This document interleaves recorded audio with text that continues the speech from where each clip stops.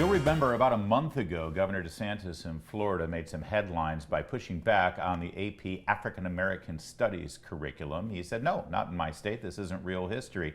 And eventually, the folks who run the Advanced Placement Studies courses acquiesced, and they said, yeah, okay, fine, you're right.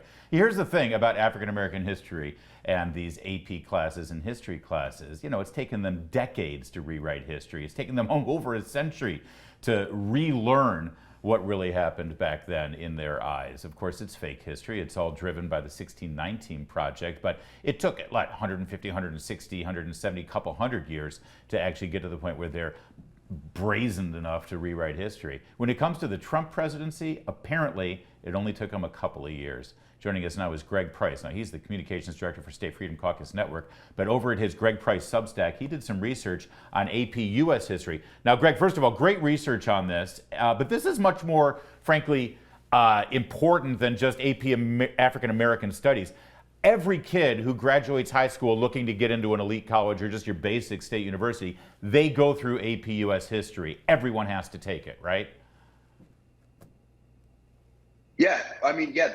A lot of people take AP U.S. history. I think it's one of the most popular AP classes to take in America. Yeah. And, you know, if you go to the College Board's website under their list of textbooks, they have about 20 of them. And I looked at the 5 of them that cover through the Trump presidency in depth. And, you know, what I found was it wasn't shocking, but it's concerning nonetheless, because these are books used to teach high school kids about history. And they had contained a lot of liberal bias that came in a few different forms. One was in the stories that they didn't include. So all of these books cover quote unquote Russian meddling in the 2016 election, which was later found to have little to no impact on the electorate at large.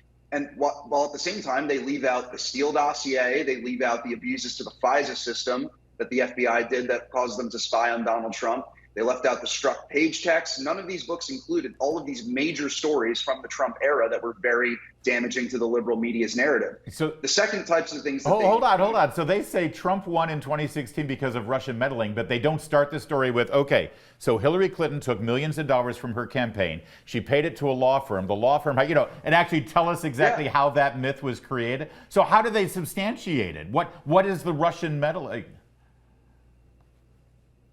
They don't really specify. Like one of the books says that Trump's victory was so shocking that people like subjected whether it would be the work of Russian cyber attacks on our election that did it. Like keep in mind, a lot of these books were published in like the 2018, early 2019. So this was before, you know, the Durham investigation. It was before the Mueller report. It was published all the way back then when people were literally feeding false information to the American public about what Russia actually did or did not do in the 2016 election. But it's not history, though. But again, the Steele dossier was a major story at the time that was determined to be false by the time that these books were published. The Devin Nunes memo had come out by that time as well, which demonstrated that the FBI abused the FISA Act in order to spy on Donald Trump's campaign. These were all stories in the public domain that these historians left out of these textbooks that are used in high school classrooms, and instead in favor of just like writing about how Russia meddled to help Trump win. Unbelievable. And like on top of that, a lot of these books contain things that are just straight up lies. So in the book, The American Promise, which has 7 co-authors, by the way, all of whom are college history professors, they straight up write in the book that Donald Trump refused to condemn Charlottesville, which is a lie. Trump condemned Charlottesville on the day it happened, and he did it several times after that. Yep. There's one book that covers through the Biden presidency called Experience History, written by a Furman University professor, in which it includes the Brian Sicknick lie from January 6th. It says that he died on January 6th when he in fact died the day after of a stroke. It also says in that book, when covering COVID, that wet markets were the most likely source of the virus. As we all know, the lab leak theory is now the main source of it. Like these are just things that are straight up lies that are in these. And you know, one of them also has the very fine people on both sides hoax from Charlottesville too. That is in one of the books. And the other thing is, not even talking about Donald Trump. If you go back to all of their coverage of Ferguson and the Michael Brown shooting, not one of them mentions the fact that Michael Brown robbed a convenience store, tried to steal Officer Darren Wilson's gun, and was charging at him when he was shot, and that hands up, don't shoot was a lie disproven by the DOJ, which was led by Eric Holder at the time. None of these books say that. They all say simply an unarmed black man, Michael Brown, was shot by Officer Darren Wilson. Yeah. They do not say this at all. The other thing that they do is they have all these ridiculous anti-Trump editorializings that any unbiased person would not include in a textbook about this. So, yeah, I wanted to bring up some of those. You note some of them, and it's remarkable that this makes its way into a history book, Greg. One of them is to suggest that the 2016 message of Donald Trump, quoting now, appealed successfully to nostalgia for a time when people of color and women knew their place. Another book said that Trump's victory was attributed to angry white men. It sounds like Rachel Maddow's producer wrote this. Yeah, that was Eric Foner, too, who wrote the first one, you said, who's like supposedly a well-respected historian from Columbia University. And, on top of that, The American Pageant, which is the most popularly used APUSH textbook, straight up calls Donald Trump a sexual predator. That is an actual quote that they use in the section on the 2016 election. And they don't even mention any of the actual claims that women made against Donald Trump. He was a public figure for decades, and all of a sudden accusations came out in the middle of when he was running for president. They don't talk about, the lady who accused him of sexual assault, who then went on CNN and said that rape is sexy, of course. They just call him a sexual predator. Hold on, Greg, hold on. If they're calling Donald Trump a sexual predator, did you go back a couple of decades and find out how they characterized Bill Clinton? Because this has got to be good. Just about to get to that. That same book, The American Pageant, the most popularly used one in America, it describes Trump as a sexual predator, and it describes Bill Clinton as, quote, dogged by scandal. That was the phrasing that they used.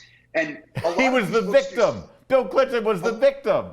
Oh. And all of these other books that cover this do similar things. They say that Trump was accused of, quote unquote, sexual misconduct without going into any details of what that sexual misconduct may or may not have been. And then when they cover Bill Clinton, they don't even use the word sexual harassment. And none of them obviously mention Paula Jones and the settlement that Bill Clinton paid to her. None of them mention Catherine Wiley or Juanita Broderick. They don't mention any of those people. And they do the same thing with Clarence Thomas. Now, these are all textbooks for AP US history. And of course, with an AP class, you've got the big AP test. You've got to do well on the test, which means you've got to give the answers correctly. But to give the correct answer, you're actually having to lie, right? The correct answer from these textbooks is actually fake history. I got to ask you, you're closer to high school than I certainly am. Do students see through this? I mean, or are they seeing this saying, oh yeah, that's real history? Or are they like rolling their eyes saying, yeah, this is propaganda, seeing it as the propaganda it is? I mean, it's probably none of that. They probably are just very indifferent to this. I don't even know how many AP U.S. history students are even reading their full textbooks these days. They probably just, what they learn is more what they hear their teachers saying than what they may or may not be reading in a textbook. That's probably even worse. Which is worse. And like, if the textbooks are saying this, you can only imagine what teachers are saying in class about the Trump presidency. And, I took AP US history in high school. We didn't cover up until the present day as much, but I guess they probably are starting to do that. You can only imagine what they're learning and in these books and what their teachers are telling them about the history of what happened under Donald Trump. Are any high school AP US history students learning that the FBI spied on Trump's presidency illegally? Right. Are any of them learning that Hillary Clinton paid a British MI6 agent who used an actual Russian as his source for this false Steele dossier that accused Trump of colluding with Russia? Probably not. Yeah. They're not, but I'll tell you this, and I just want to leave it with a little bit of hope, because, I'm an upbeat, positive guy, Greg.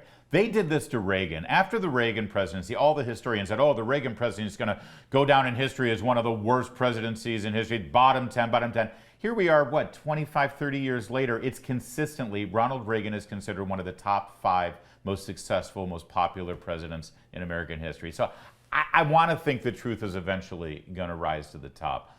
Thanks to good journalism from people like you, Greg Price. Thanks for joining us tonight. We got to leave it there. Parents, Thanks for having me. Homeschool your kids, will you, please? More to come on O'Connor Tonight.